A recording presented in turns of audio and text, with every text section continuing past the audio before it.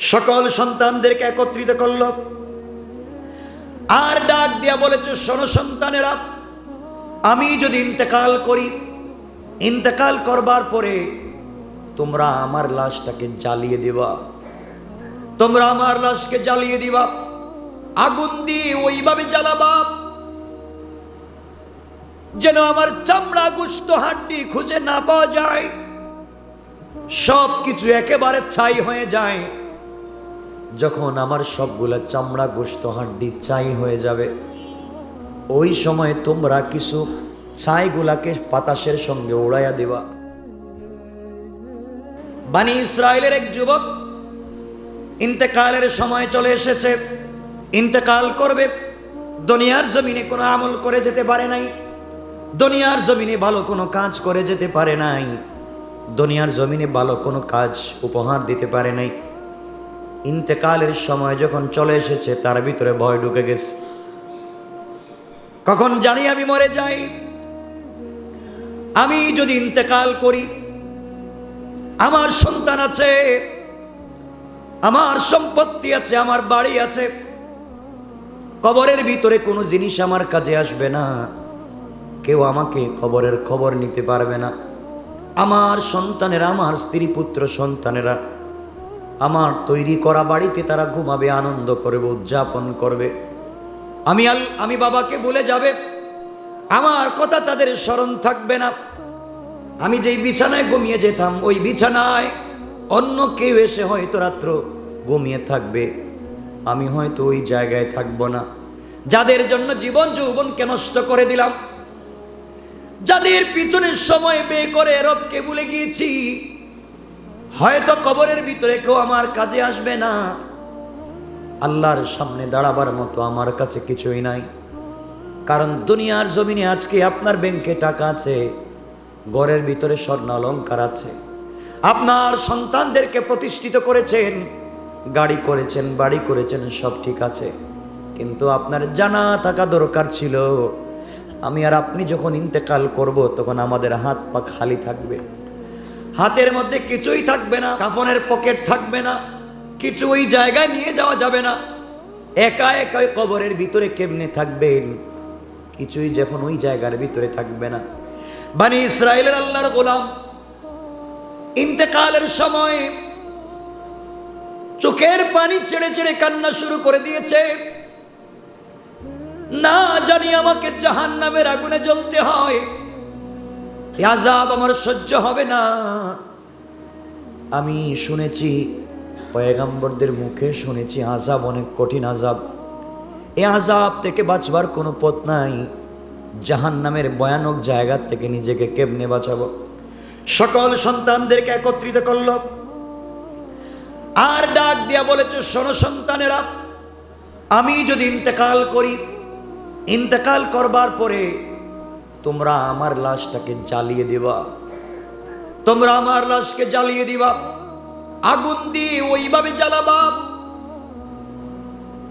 যেন আমার চামড়া গোশত হাড্ডি খুঁজে না পাওয়া যায়, সব কিছু একেবারে ছাই হয়ে যায়। যখন আমার সবগুলা চামড়া গোশত হাড্ডি ছাই হয়ে যাবে, ওই সময় তোমরা কিছু ছাইগুলাকে বাতাসের সঙ্গে উড়াইয়া দিবা, বাতাস যেন বিভিন্ন জায়গায় নিয়ে যায়। আর তোমরা কিছু ছাইকে সাগরের পানিতে বাসাইয়া দিবা, যেখানে চাই সেখানে নিয়ে যাক। কিয়ামতের দিনে আল্লাহ যেন আমাকে খুঁজে না পায়। সন্তানেরা জিজ্ঞাসা করে, বাবা এত বড় ওসিয়ত করেছো, তোমাকে জ্বালিয়ে দেব, কারণটা কি শুনতে পারি? বনী ইসরায়েলের মুরব্বী ডাক দিয়ে বলছে, বাবারে তোমরা শোনো, দুনিয়ার জমিনে তোমাদেরকে বড় করবার জন্য সকল সময় তোমাদের পিছনে ইনভেস্ট করে ফেলেছি।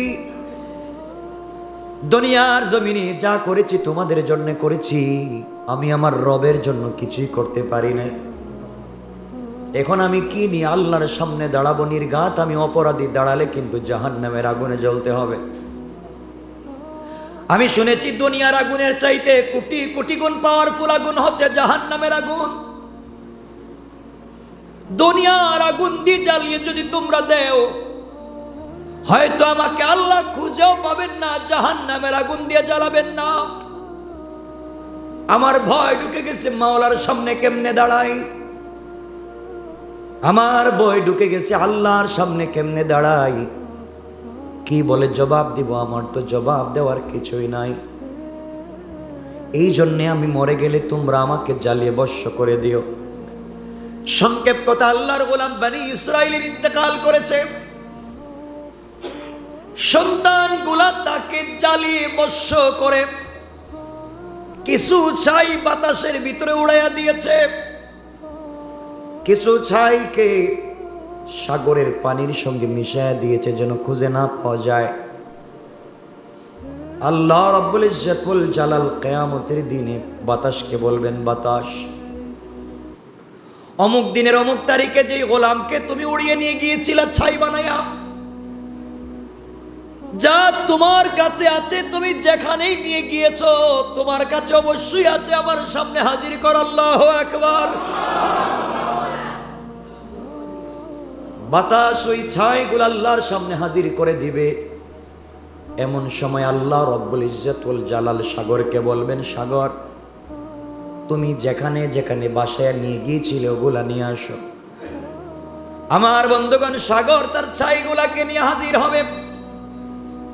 এবার আল্লাহ আওয়াজ করে বলবেন, তুমি জিন্দা হয়ে যাও, আগের মতো একটা মানুষ হয়ে যাও, যেমন ছিল দুনিয়ার জমিনে এমন হয়ে যাও। আল্লাহর হুকুম পেয়ে ছাইগুলো আবার গোশত, হাড্ডি, চামড়ায় রূপান্তরিত হয়, রূহ হয়, মানুষ হয়ে যাবে, আল্লাহর সামনে দাঁড়িয়ে যাবে। ফেরেশতারা ওই গোলামকে কিছু জিজ্ঞাসা করতে চাইবে, আল্লাহ বলছেন, না না, এই গোলামকে তোমাদের জিজ্ঞাসার প্রয়োজন নাই, আমি সরাসরি তার সঙ্গে কথা বলতে চাই। আল্লাহ গোলামটাকে জিজ্ঞাসা করবেন, গোলাম বলো, কি অপরাধ ছিল এমন তোমার দুনিয়ার জমিনে, কেন তোমাকে বললে ছাই বানিয়ে বস্য বানিয়ে উড়িয়ে দেওয়ার জন্যে? দুনিয়ার জমিনে যা করেছো সন্তানের জন্য করেছো, স্ত্রী পুত্র সবার জন্য করেছো, কিন্তু গোলাম রে এমন কি ছিল যে তুমি তোমাকে জ্বালিয়ে পুড়িয়ে দেওয়ার কথা বললে? গোলাম চোখের পানি ছেড়ে ডাক দিয়ে আল্লাহর সামনে ডাক দিয়ে বলবে, আল্লাহ,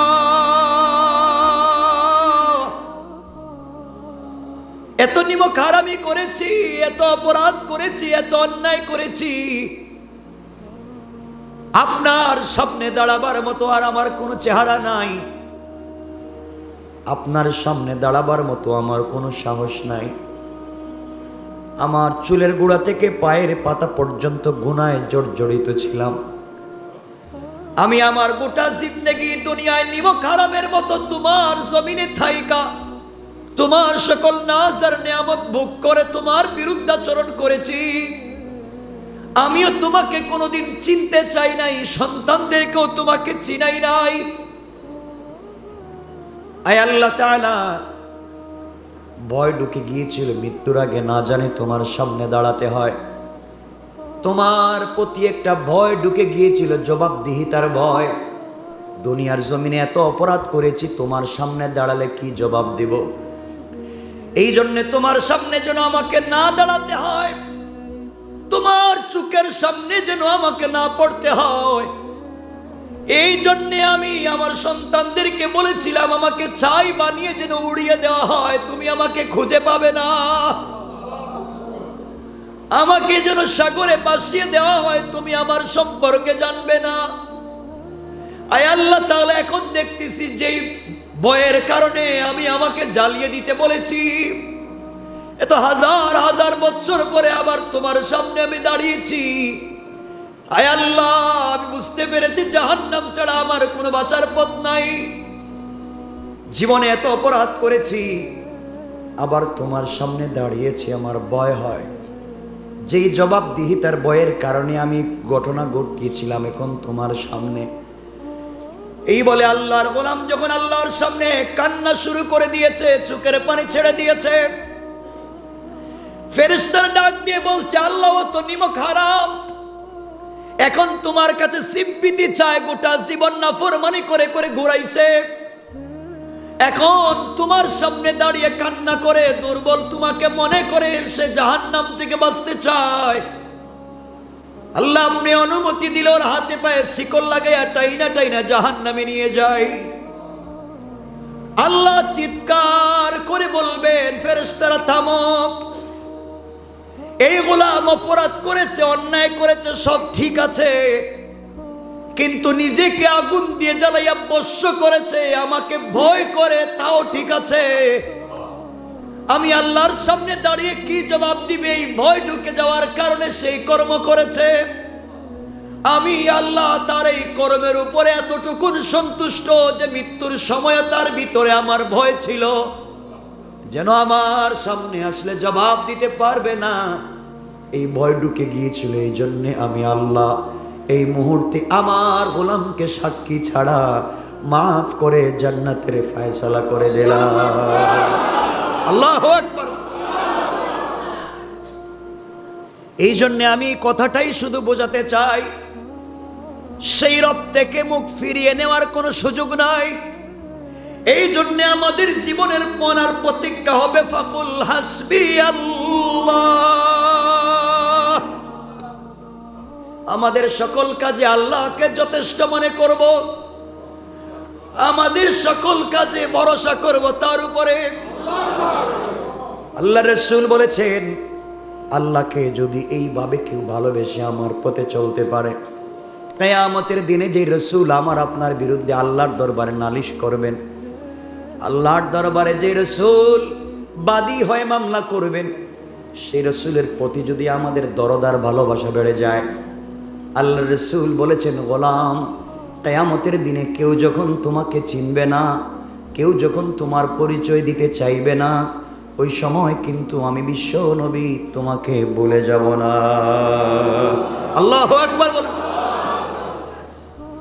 এই জন্যে আমাদের চলার পথে বিশ্বাস রাখবো কার উপরে? সবাই বলেন কার উপরে? ইসলামিক ওয়াজ বাংলা।